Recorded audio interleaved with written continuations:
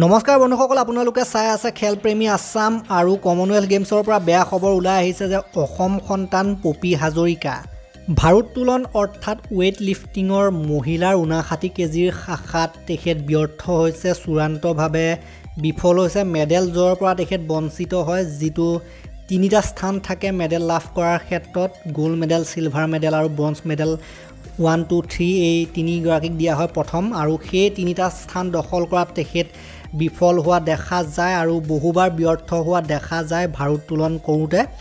আৰু এইদৰে বৰ্তমান সময়লৈকে ভাৰোত্তোলনত একেৰাহে ভাৰতে পদক জিকি অহাৰ যিটো ধাৰা, সেই ধাৰাটোৰ ক্ষেত্ৰত অলপ ৰখি গৈছে ভাৰতীয় টীম, কাৰণ এতিয়ালৈকে অহা 5টা পদকেই ভাৰতে ৱেইট লিফটিঙৰ পৰাই পাইছে। 6ষ্ঠ পদকটো পপী হাজৰিকাৰ ক্ষেত্ৰত সকলোৱে আশা কৰিছিল, কিন্তু পপী হাজৰিকা বিফল হ'ল।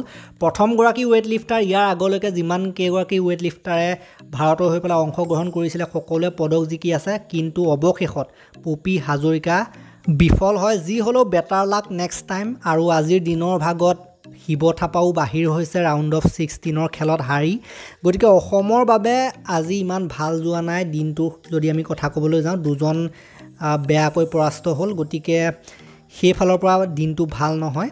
বাকী যি কি নহওক, খেলৰ বিভিন্ন খবৰ বাতৰিৰ বাবে আপোনালোকে ছাবস্ক্ৰাইব কৰি ৰাখিব খেলপ্ৰেমী আছাম। তেতিয়ালৈকে ধন্যবাদ।